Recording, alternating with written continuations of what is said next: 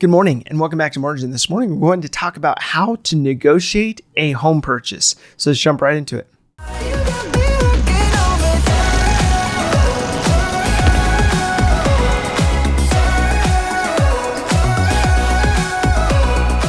Now, once you've gone through the pre-qualification process for a property, you are now officially on the hunt.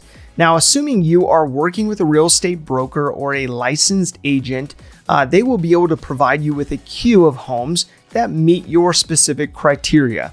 Make sure to be specific and honest with what you're looking for so you're not trying to look at too many houses and get discouraged because you're not finding exactly what you're looking for. But once you do narrow that search and take a look at the homes that pique your interest in particular, you will want to then have your broker or agent provide a comparable market analysis, otherwise known as a CMA, to write up the offer based on. So homes typically appraise based upon comparable sales in the area. So without going to the depth that an appraiser will go to when they actually appraise your home, you can gain a general sense of comparables based upon square footage, based upon price per square foot, lot size, finishes, and many other components that your broker can actually go through the process of evaluating. Now, once you have an idea of this analysis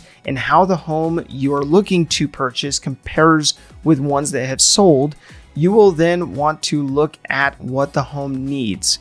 Now, what repairs will you actually either need to negotiate into the deal or those that you will have to plan on taking care of once you close? Now, this is important to base your negotiations on what the market value of those repairs will be, not based on what Cousin Eddie would or could actually complete those repairs for. So beyond understanding the value of the home, what the home will need repairs wise, you will also want to consider the terms related to the purchase, what the home will or will not include, what inspections you would like conducted, and whether or not the home comes with a home warranty and whether that's of value to you. Now, unless you are not represented, your broker or agent will be the one drafting the terms of the agreement and actually communicating with the seller's agent. So don't worry about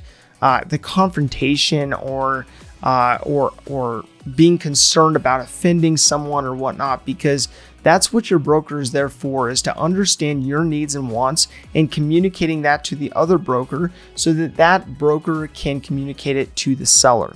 Now, when going through the negotiation process, don't be surprised if there is a counter or two or more to the arrangements that you originally set forth, the offer that you put forth initially. The actual negotiation, the back and forth, is just part of the process. So the Chicago Tribune had an article that highlighted how to negotiate when buying a home, where they outlined 5 key aspects that I thought were also helpful. So number 1 came down to not limiting your options to just a few houses. Sometimes it's easy to see one house and get locked in, not comparing that house to others in the area. So do review your options methodically so that you know the right house when you do actually see it. So number 2 is don't negotiate on the basis of asking price.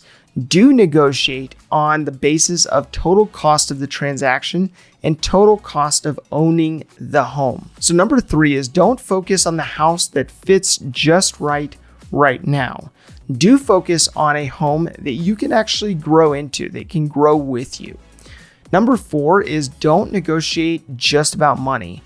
Do negotiate with an array of terms, because you never know what terms would actually appeal to one buyer versus another that is outside of just the monetary functions of that purchase. Now, number 5 is don't spill your budget and priorities to every agent you meet.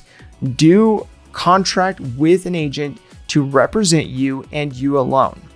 Now, don't be afraid of the negotiation process. Once you are prepared with the market analysis, the home's condition, and the additional aspects that are important to you to include in the deal, proceed with caution, but also with optimism. Now, I understand that the current market conditions are atypical and not balanced. So in many markets, there are institutional buyers, there are cash buyers, and there's a lot of competition just from the retail side. Now, this competition has led people to bid up the asking price, waive inspections, and even waive appraisals, go above and beyond what an appraiser would value the property at just to get in the property. And also, people are now sweetening the deal with all kinds of other interesting ways to get the owner's attention. Now, real estate, like any other asset class, is cyclical. That doesn't mean you have to wait until there's a market correction or a leveling off or a slowdown, a cool off, or whatever it is. It just means that you need to be much more diligent to know your market. Study the market that you want to be in and be ready to act once the opportunity arises. Now, my call to action today is to be actively involved in the process of negotiating for the property that fits your specifications. But make sure that you don't allow emotion to overpower logic, causing you to overpay or purchase a property that doesn't actually fit your minimum requirements. If this information is helpful to you, please do like, subscribe, and hit the notification bell so you're reminded to come back on a daily basis and improve in managing your personal finances. Thank you for your time. Enjoy your day, and we'll see you back here tomorrow.